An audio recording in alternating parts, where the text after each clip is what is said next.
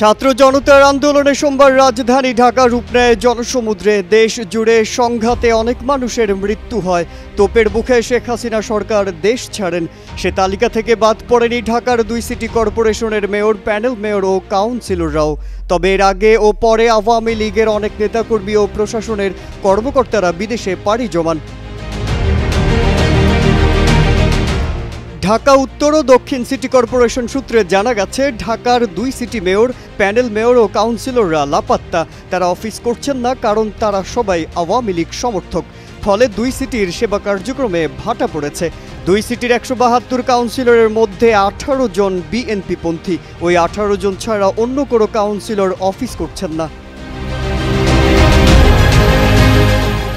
ঢাকা উত্তর সিটি কর্পোরেশনের মেয়র আতিকুল ইসলাম দেশেই আছেন, সাধারণ মানুষের সামনে আসছেন না, এড়িয়ে চলছেন সবাইকে, লোকচক্ষুর আড়ালে রয়েছেন। ডিএনসিসি মেয়র আতিকুল ইসলামের ঘনিষ্ঠ এক ব্যক্তি নাম প্রকাশ না করার শর্তে গণমাধ্যমকে জানান, তিনি দেশ ছেড়ে কোথাও যাননি, দেশেই আছেন, নিরাপদে আছেন। চলমান কোটা সংস্কার আন্দোলনে অস্থিতিশীল পরিস্থিতিতে দেশ ছেড়ে সিঙ্গাপুরে চলে গেছেন ঢাকা দক্ষিণ সিটি কর্পোরেশনের মেয়র শেখ ফজলেনুর তাপস। ঢাকার হজরত শাহজালাল আন্তর্জাতিক বিমানবন্দর থেকে বিমান বাংলাদেশ এয়ারলাইন্সের একটি ফ্লাইটে তিনি দেশ ছাড়েন। জানা গেছে, তিনি একাই গেছেন, পরিবারের কোনো সদস্য সাথে ছিল না। ঢাকার 2 সিটি কর্পোরেশনের বেশিরভাগ কাউন্সিলর হয় দেশ ছেড়েছেন, নয়তো গা ঢাকা দিয়ে নিরাপদে অবস্থান করছেন। সংশ্লিষ্ট সূত্রে জানা গেছে, 2 সিটির 172 জন কাউন্সিলরের মধ্যে 154 জন গা ঢাকা দিয়েছেন। তারা কেউই অফিস করছেন না। ফলে নাগরিক সেবা নিতে এসে তাদের কার্যালয় থেকে ফিরে যাচ্ছেন সাধারণ নাগরিকরা।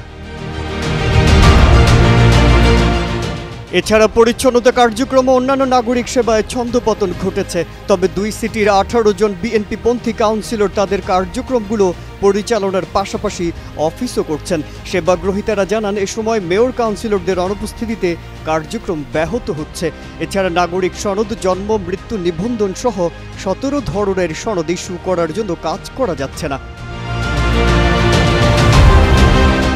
ঢাকা দক্ষিণ সিটি কর্পোরেশনের কাউন্সিলরদের নিয়ে বৃহস্পতিবার একটি সভায় দক্ষিণ সিটির 75 জন ওয়ার্ড কাউন্সিলরের মধ্যে প্যানেল মেয়র সহ 65 জনে উপস্থিত ছিলেন না।